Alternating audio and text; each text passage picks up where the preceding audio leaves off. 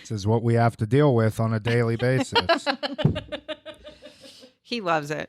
All right. Here we are, Real Recovery Talk. I am your host, Tom Conrad. In today's episode, oh boy, surrounded by all kind of beautiful people here. First, we have Benjamin B. to my right. What's happening, everyone? And Ben. we also have two lovely ladies here that go by, what's your name again? I'm Maya, Hi, And I'm Maya. Nicole. And you guys are, the therapist. oh my gosh. That was pretty in sync. You're welcome. We're often in sync, so. Yeah, I know.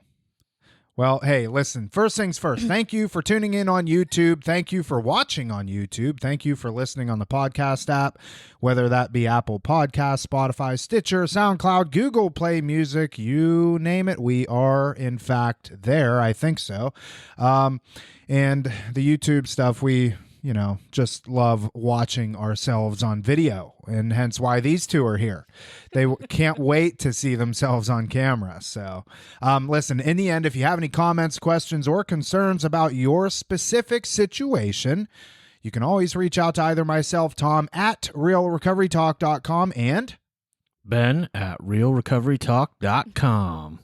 you have a good radio voice today, Ben. Thank you, Tom. I was just thinking both of you have Yeah, a good you really radio do. voice. Oh, thanks.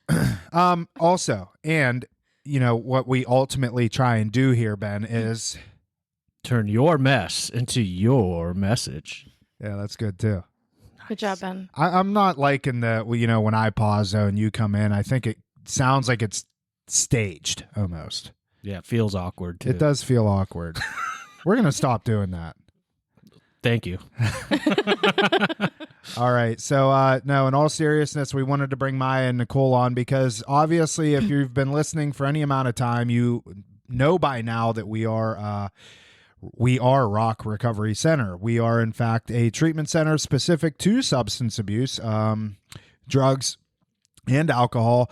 And these are two of our primary therapists here. And they are the ones that get into all the deep emotional stuff that Ben and I are not qualified to do. And nor do we really want to be honest. Well, me personally, I'll speak for myself. Ben, I sometimes feel like you like getting into I like to hop the fence. He vacillates. He vacillates. Yeah. I was gonna say Yeah, that. for sure. So we thought it'd be a good opportunity for them to come on and just share a little bit about their experience with working with clients, and in particular, one specific instance that we see rather often. Questions that we get from parents a lot is like, essentially, when are you crossing the line of enabling? And it's something that Ben and I have covered in detail, many podcasts over and over. But it's always good to have a different perspective on it, and from people that are licensed clinicians. So good opportunity to do that. So we'll just start with you guys. Maya, since, this is your first appearance on Real Recovery Talk, why don't you go first? Introduce yourself, and don't forget you're talking to the people. Correct. And the people are in the camera. Yes, correct. Well, yeah, it's just habit, I guess, being a therapist to look at somebody in the eyes when they're speaking to me. Well, So, that camera has an eye. See yeah. it? It's right in the middle there. I see it. I see it, Tom. It's going well. You might notice some healthy banter going back and forth between me and Tom. That's the typical. Yeah. Typical day in the office. So yeah, I think it's a great topic, and we kind of, when we were spitballing and throwing ideas around as far as like what we were going to speak about today, I had a conversation with one of my clients' mothers yesterday, and she specifically asked me, how do I know the difference between enabling my daughter versus supporting my daughter? And she was really kind of talking in the realm of, and in the context of financial support.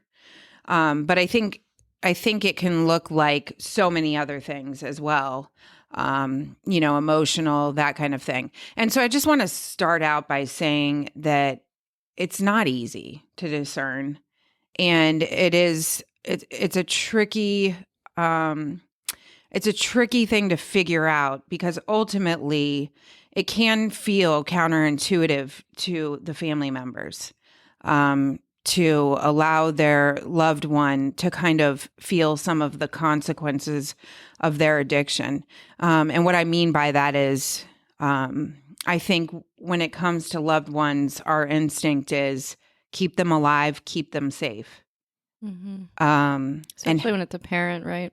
Absolutely. Yeah. That's like parenting 101, right? Keep your kid alive. And unfortunately, we're dealing with a very complex disease. And so I guess those kind of boundaries and those protocols are also complex. And so I just want to say that I empathize with what you're going through if you're a family member and you're struggling to understand how to enable or how to support their recovery versus enable the addiction. And I think that's a good place to start, actually. Yeah, is I like think so. kind of separating the two.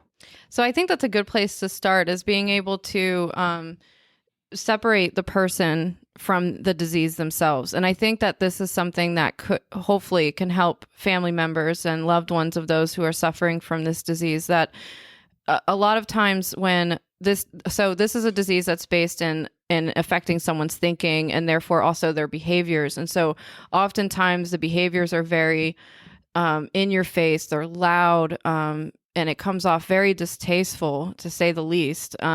So there's a sense of personalizing of the person's behavior, and it's hard not to. I mean, especially if it's your spouse, if it's your child, because it's really going against not only their values, but the values that maybe you've set forth for them. And so there becomes this like shame element for parents a lot of times, like, oh, well, what did I do wrong? How did I not raise them to be a different person? And so realizing that some of these behaviors that you're seeing is not your loved one. It's actually the disease. It's when they're under the influence. It's when they're in their addiction. So there's a book, I forget what book I was reading, but they were talking about how, it's kind of like having the flu, right? If someone has the flu and they start coughing and they start sneezing, and you wouldn't personalize that. You wouldn't be like, oh, well, that person's sneezing, so I'm going to personalize that symptom. You would just say, well, that person's sick and that person needs medicine. Well, it's no different with this disease, except you're going to replace the sneezing and coughing for lying and manipulating and all the behaviors that come along with this disease. And it's about them being in their disease when they're in active addiction versus them as an individual person. And so I think that when families are able to kind of separate that, then it becomes easier to not personalize the behavior. It's not easy. Again, I want to emphasize that it's really not easy, because a lot of pain comes from some of these behaviors, which is why Maya and I are very big on speaking to the family members about getting their own help, getting their own support, because it's valid to have resentments and pain and be hurt as a result, but there's an outlet for families to do that. In Al-Anon, I talk about me being in Al-Anon. That's something that's been a saving grace for me. Also, therapy is very important. That way they have a place to process the pain from what they've experienced versus taking it out on the individual who's suffering, if that makes sense, and letting the person that's in this disease get their own help, get their own support, go to treatment, what have you, but then the family members get the help that they need. And I think in having that separation, you can separate them from the disease itself. Yeah, and especially when I was just thinking as you were speaking, like you guys are going to be a lot of the families, anyways, family members of the addict are going to be experiencing uncomfortability as you start to shift the way you relate to the addict, the way you communicate with the addict, and you start setting new boundaries that aren't the norm, aren't the typical. Because I mean, in all actuality, anytime excuse me, you change patterns of communication and relating to somebody that you're in close relations with, it's going to be uncomfortable. So that's another great point. There's also the thing that we love to say as therapists, which is like, I'm not challenging you. I'm challenging your disease. Or it's not you that I don't trust. It's your disease that I don't trust. Right. Right.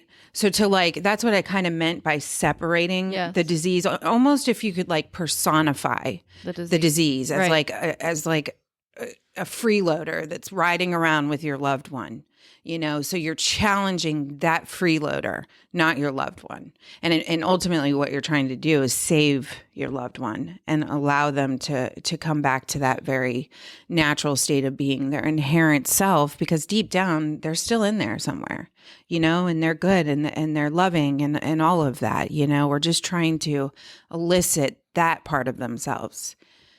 So At times too, when clients are in the treatment process, I'll actually use that line with them. I'll look at them and say, right now, I trust you. I don't trust your addiction. Yeah. And that's just being straightforward and transparent. And I believe there's a lot of importance to that. Curious on your all's take on this too, because you said while in active addiction.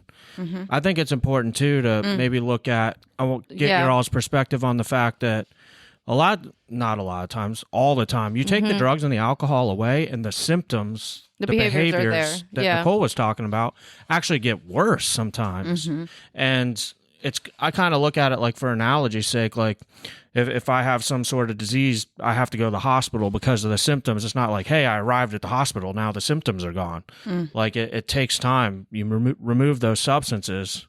How much time does that take? Yeah, I'm glad you brought that up, because that's a really good point. Because in my mind, I guess what I was envisioning was like if a family member is dealing with a loved one that's actually in active addiction right now. But it's a really good point that even when they get sober, in the sense of clean, not off, they're off drugs and alcohol, right? They're in treatment, for an example. That doesn't mean that all of a sudden their behaviors are just gone. And it's kind of like the concept of when someone comes in, they think, oh, I can drop the drug, I can drop the drink, and now I'm good. It's a me issue. It's an issue it's an internal problem. So there's an internal solution.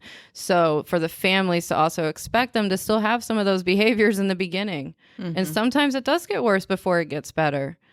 We see a lot of times when people do get sober, the loved one isn't prepared for them to be sober, and that in and of itself can throw a wrench into things. Like, especially with spouses, a wife whose husband goes off to treatment and gets sober and does 90, 120 days in treatment and goes back home and is this new sober person seeing through sober eyes. Wife isn't prepared for that. She's used to this chaos in her life. She's used to the dysfunction and all the above. And a lot of times she doesn't even know how to handle that. Right. And oh my gosh, that's such a good point. And Maya, I think I wanted to see if you could talk on that too, because that's something that you work on in family. We do a family weekend roughly every 6 weeks, depending on the time frame, where we have families come and we do a psychoeducation with them and just provide them with resources and additional information for support, and so that they understand the treatment dynamic as well. But one of the things that we talk about is roles. And how, like, when that family member no longer has the role of like the rescuer, it's like, oh, wait a minute. Now what? Now what do I do? Now I don't have anything to look forward to. Yeah. And that's the thing. A family is a system, and those roles, the addict, the codependent, the hero, the scapegoat, the lost child. I'm sure some of you are familiar with them. They come out of systems theory. And like the whole idea being that families are a system, and they're like any ecosystem, they're going to do what's ever necessary to maintain homeostasis, some type of normalcy, even amidst the chaos. And I think sometimes the family members neglect to realize how much their identity is fused with that role. Yes. That role in the family unit. And so when, like any system, when one part changes or breaks down or gets more productive, the rest of the system is going to be impacted by that.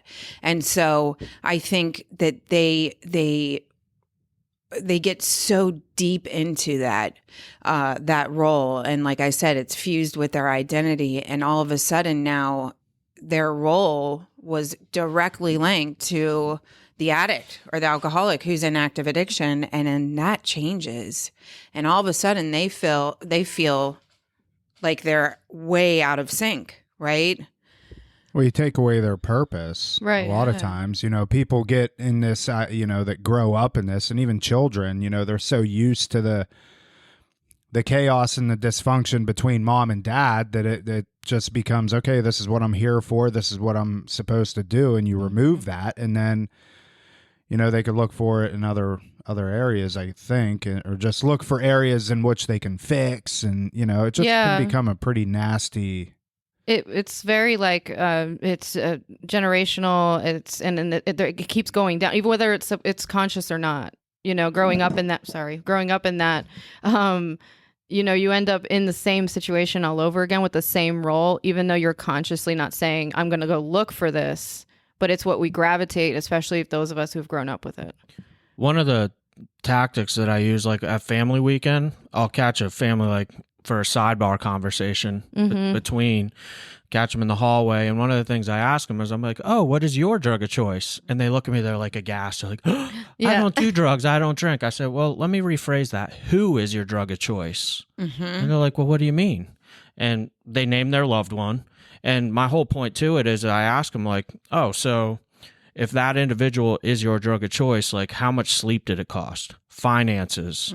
You're supposed to be at your job, yet you're in the parking lot on your phone trying to get them out of some sort of situation. Your boss is looking at you. They suffer the same kind of consequences when their loved one is in active addiction. Yes. And they play a big role in that. And they don't realize how much of their time, energy, and resources that it takes up.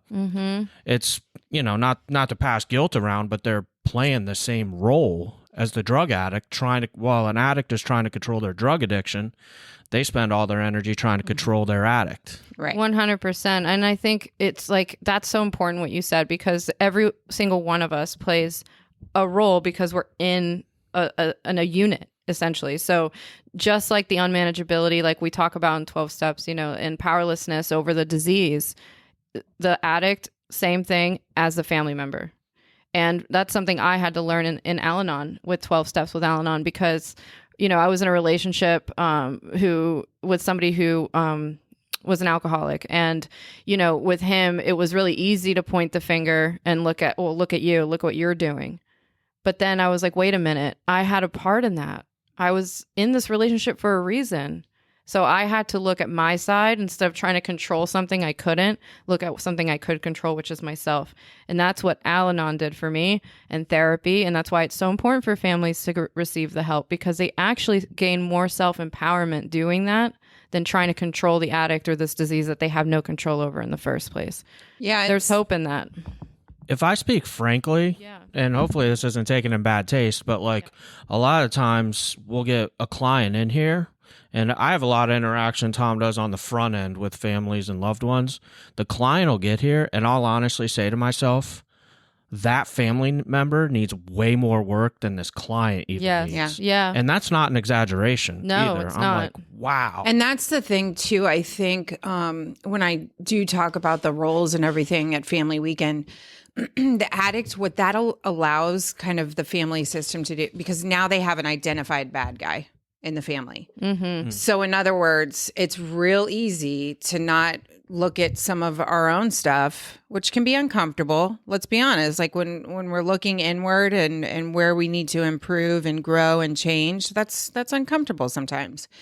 But when we have that one person in the family, i.e. the addict, to point a finger at, and say, hey, like everything that goes wrong in this family unit now is your fault. I mean, that's kind of an easier route for some people to take. And I don't think it's like a very conscious thing they're doing. No, it's not. One of the things I want to point out, as was mentioned previously, Maya facilitates and like heads up our family weekend. We all participate a little bit, but Maya's like the head person of it. I've seen in family weekend, we spend the first half of the day, it's just the families without the addicts and alcoholics in the room.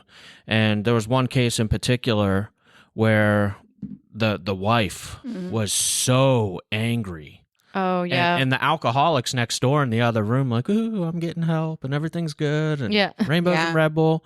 And this wife, like, and it was just one of those situations where, like, I think everybody was a little taken back at the amount of anger.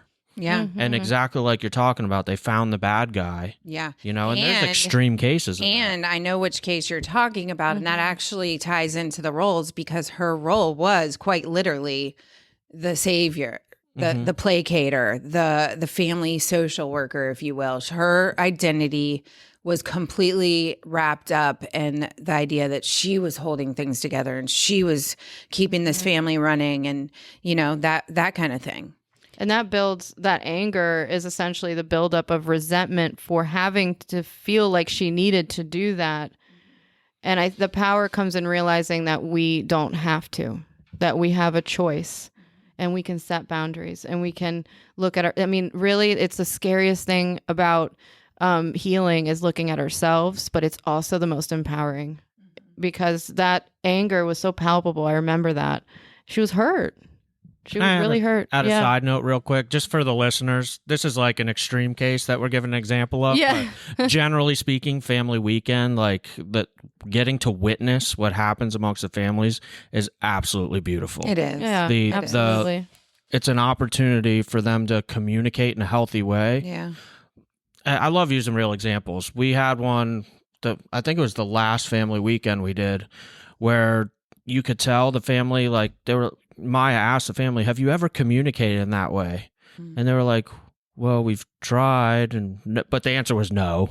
Right. You know, and we got to sit back and say, you actually just got the opportunity and followed through with communicating the way that you've always hoped you could, because it's a safe environment with someone like Maya and Nicole there to guide them through it. Like beautiful things happen. So I don't want people to think family weekend's like a Family Feud chaos weekend. No, God, no. It is it's all about healing. That's the end game with family weekend. And sometimes, you know, you got to walk through the pain, right? To get to the other side, to the healing. And the hope is that you guys will, you know, love each other through it and get through it and show up and do the work. And the future looks pretty bright when you do that, right? When everybody puts in the work that they need to put in. So let's switch gears a little bit in terms of, and we kind of veered away from the knowing when you're, which is fine. We'll just record another one on that. Since we're on this topic, as therapists, you do a very good job at explaining how this stuff works to people that are relatively receptive and, you know, have an understanding. But let's pretend that the people that are listening to this they've never seen a therapist before in their life. They don't know the different roles that family members take, and let alone if they did know, they don't understand them in detail. I'm not asking that we go into detail and stuff, but let's have a discussion around like tangible things that family members can do if they have somebody like, you know, myself that is just I'm running crazy. You know, I'm drinking every day, I'm using drugs every day. I'm a 23-year-old kid that, you know, is in and out of jobs, can't hold a job down for the life of them, but I'm still living under my mom and dad's roof, you know, and it's an only child. You know, they don't have another kid to reference. You know, they don't have another kid to compare me to. Oh, why can't you be like your brother, or so on and so forth. We need tangible stuff, because there's people out there that are listening to this that are like, well, this all sounds great, but I need something I can do today, you know? And so let's just kick it off there. Okay. So what came to mind right away was, you can stop the pattern. So in other words, if you've seen this and this kid's running wild and, you know, it's chaos and there's, you know, just a complete, like, very evident, clear-cut case of your loved one is an addict and they're progressing in the disease of addiction, that kind of thing. I think you can definitely stop. And what I mean by stop is just stop and take a beat. I always recommend, especially in a case where the family like doesn't know anything about anything. This is their only child. Man, ask for help. Mm-hmm. There's no shame in that. And, you know, we oftentimes, that's part of enabling, by the way, is maintaining the integrity of the family system, or what you think is the integrity of the family system, by lying for that, picking up their messes, bailing them out of jail, paying their bills, and this kind of thing. And, you know, and so I would always start with asking for help. Mm-hmm. You know, Who do they ask? Who do they ask for help? Where do they go? well, there's a lot of places they can go. They can go to Al-Anon. They can go to an open meeting of AA and just hear from other alcoholics, other addicts. You can call Rock Recovery. Hey, Hey. Shameless plug. Yeah. You can certainly call us. I mean, even researching, you can go to psychologytoday.com. You can put in your zip code right then and there, and you can get a list of providers or therapists in your area. And I would look for someone that specializes with addiction, even if it's you going to receive help first. And that person can connect you with maybe some nonprofit organizations in your area, or some resources that are, pertain to your county, your area where you live. Definitely Al-Anon. There's Nar-Anon. I would even AA, going to like an open meeting. I would just start looking for resources of just saying, hey, I don't know what to do. And also, I think especially in like the scenario of an only child, there's a lot of shame. And I think, was it Ben or Tom that touched on it in the beginning, that like a lot of times the parents feel like they failed in their role as a parent. Mm-hmm. And that, I'm here to tell you, that is just not the case. There's 3 C's that they talk about in Al-Anon. You didn't cause it. You can't cure it, and you can't control it. It is not your fault. It is no representation of you being a failure as a parent. And the fact of the matter is, this disease doesn't discriminate. It comes in all shapes and sizes, from all different backgrounds, different families, that kind of thing. And I think the shame of that feeling of like failure will keep people from reaching out and asking for help. And I think, man, so many people are impacted by addiction. I mean, if you don't have somebody directly in your family, a friend, a coworker, I promise it's so much more prevalent than what people kind of recognize or understand. We were talking about, like, as far as enabling goes, I like to differentiate 2 types of enabling. There's enabling in active addiction, Mm-hmm. and then there's enabling when somebody's in early recovery. Mm-hmm. And one of the things that parents will ask me pre-intervention is like, how do I go back to what Tom was asking, like, what can I do right now? And a lot of the times I'll ask the loved one, the parent, say, what are you doing right now that's keeping their addiction comfortable? If you're providing them with the roof over their head, why would they show up to work? Why would they stop doing their drugs? If you're feeding them, if you're paying their cell phone bill that they use to call their drug dealer. So I asked them, like, what is it that you're contributing to that's keeping their addiction comfortable for them? Because from my perspective as a recovered alcoholic and drug addict, like, I didn't have to quit drugs and alcohol until it got really uncomfortable. Mm-hmm. And there was a day, like in particular, where I had a choice between I could buy this 79-cent cheeseburger, or I can go get a bag of dope and hustle all day. I can either starve or I can be high. And I was so hungry that day. But it literally, simple example, but it came down to that. I had a life choice to make. Mm-hmm. And finally, food became more important than the drug. But also, so in the early recovery aspect, because I get this one a lot too, the client will arrive to us and, the parent will be asking what's appropriate for me to do as far as finances. And a lot of times what I'll say to them is, well, I need you to evaluate, are you taking an opportunity away from them to achieve something on their own? Because a lot of times they sit in this fear of, oh my God, they're going to starve, this, that, the other. And I'll say to them, well, we have a case manager here. They could use food assistance. They can apply with the state, get food assistance, rather than here, let me scoop in and rescue them, because addicts and alcoholics, we come in with super low self-worth. Mm-hmm. And generally, I can speak for myself. A lot of times, all I had is what was handed to me. Mm-hmm. Therefore, my self-worth was even lower, because in my mind, I knew that, and that hurt. Yeah. Right? Yeah. That hurts the pride. It hurts the ego. So if you take away the opportunity for me to achieve something on my own, you're taking away my ability or an opportunity to get more self-worth. Yeah. To achieve something, to have a purpose. Like, I learned for myself, like, I didn't have a vehicle, and I hear clients all the time say, oh, I can't go get a job because I don't have a vehicle. Mm-hmm.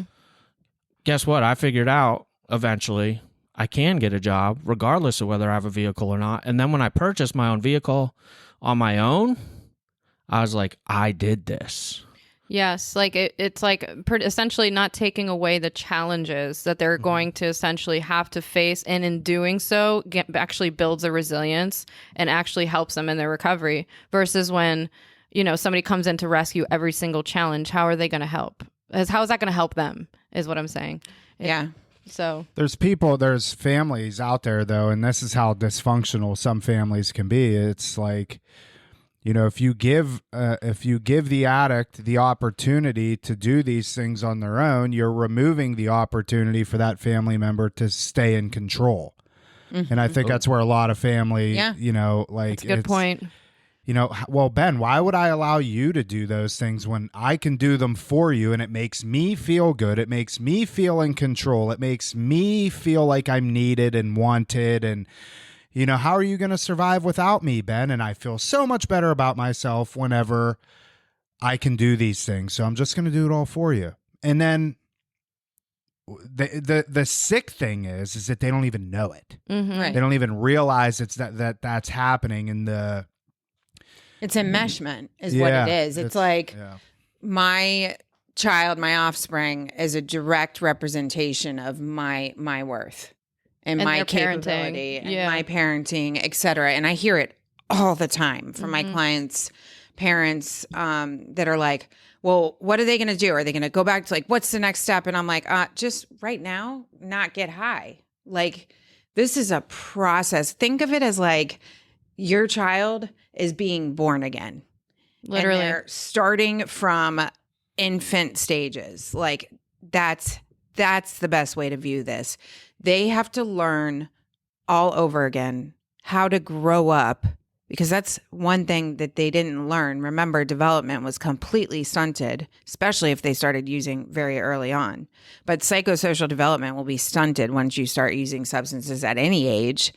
And so they're learning to live all over again. And self-efficacy and self-determination, two huge, very vital components and factors in the recovery process. Like, it's so big for them to feel like they are making choices and they have agency in their life. Because remember, they've been held prisoner by their addiction for so long, and it's beat them down. And I promise, if they're progressed enough, they lost all hope in themselves.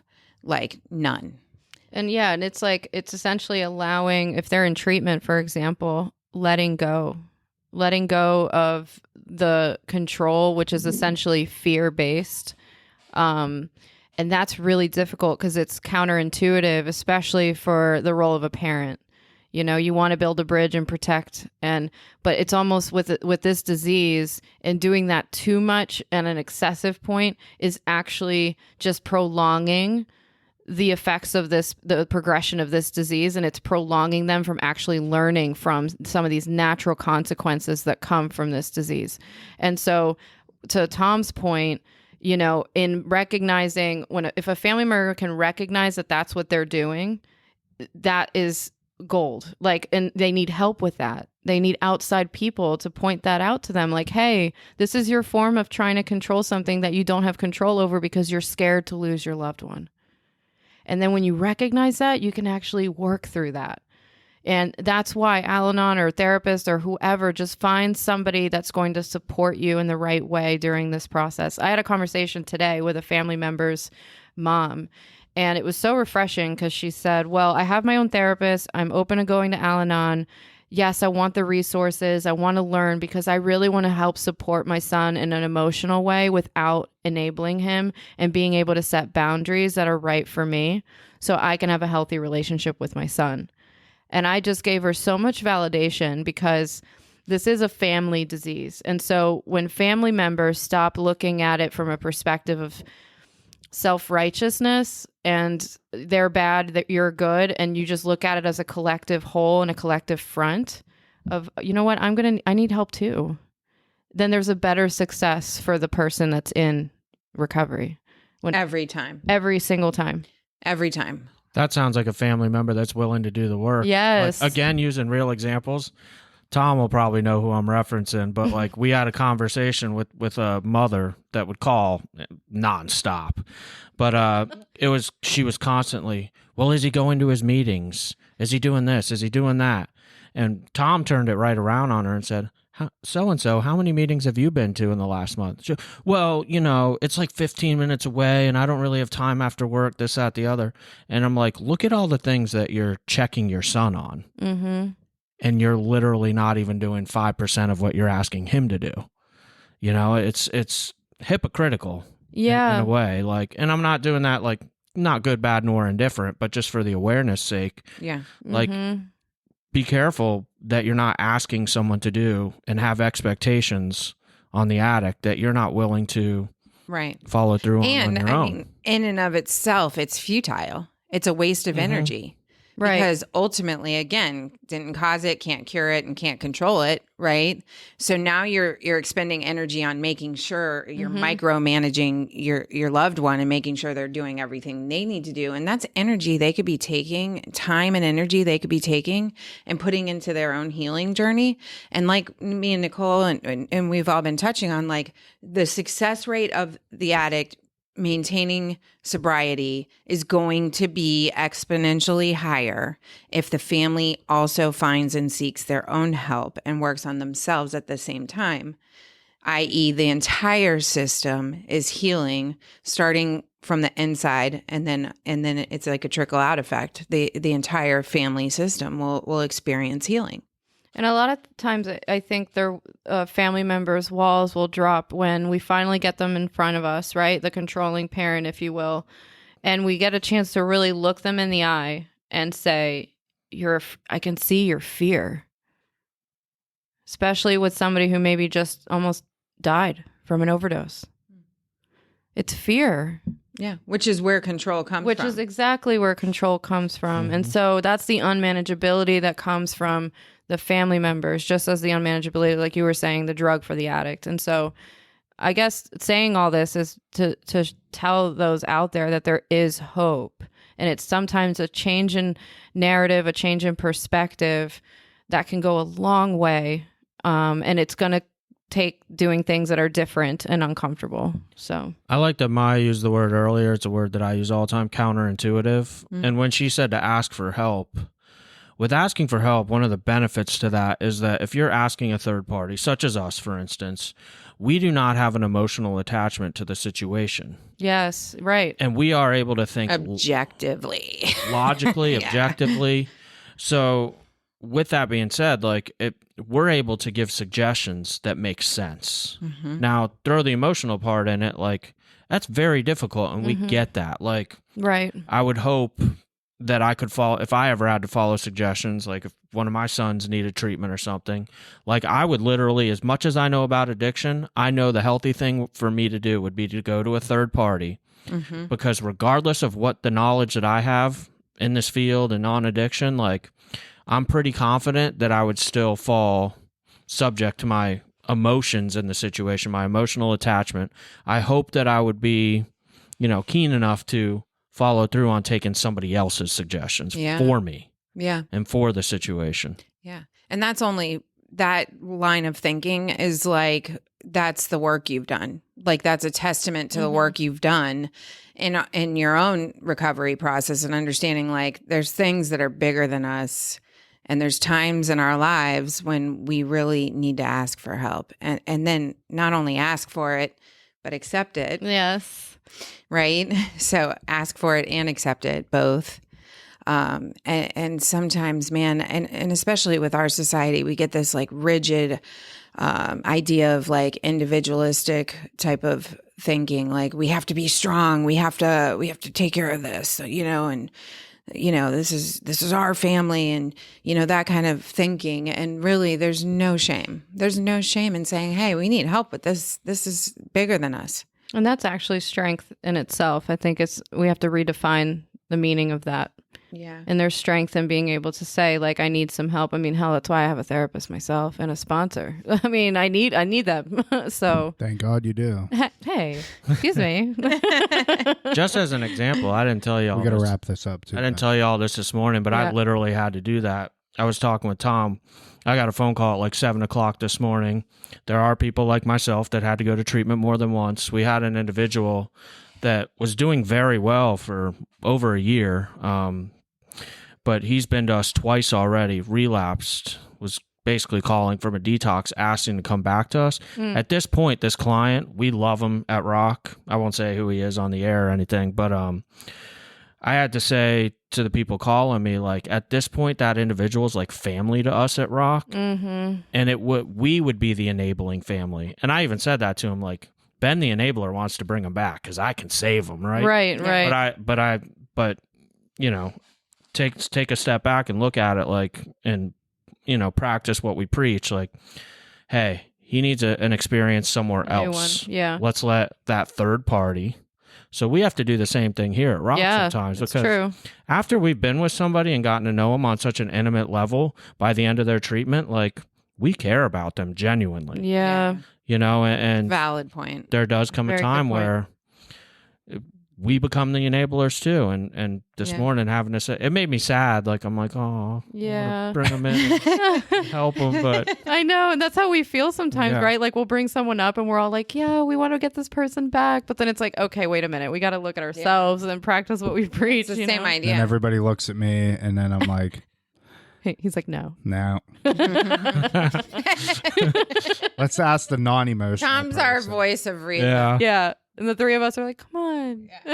No, but I genuinely, and I know the person Ben's talking about, and it stinks because he's a good kid, and like I know he's got a lot of potential, but he's really maxed out his potential with us. It's Ben's exactly right. Like there's nothing, he could run groups for us. Yeah. He knows the ins and outs of our program. We could put him on staff and he would probably be okay. Yeah. He knows us that well. But all right, well, I think this was quite fun. Yeah, it was. I a agree. blast. I mean, you had us on here. So. Yeah. We told them, so you guys Yeah. have to support us and liking like 20 times because Like more. Yeah, we told than them normal. that this one was gonna get the most likes. So That's right. Next is like episode Valley with Girl. them will be on humility. And modesty. Yeah. We have a lot of that. whole other topic. Yeah. Ben, any final thoughts? No, it was fun. Nicole, any final thoughts? No, thank you for having me again. Maya, we're good. I always have final thoughts. I'm running out of battery life here. Come on. Yeah. What do you call us? The Huh? cacklers? Oh, the cacklers. Yeah.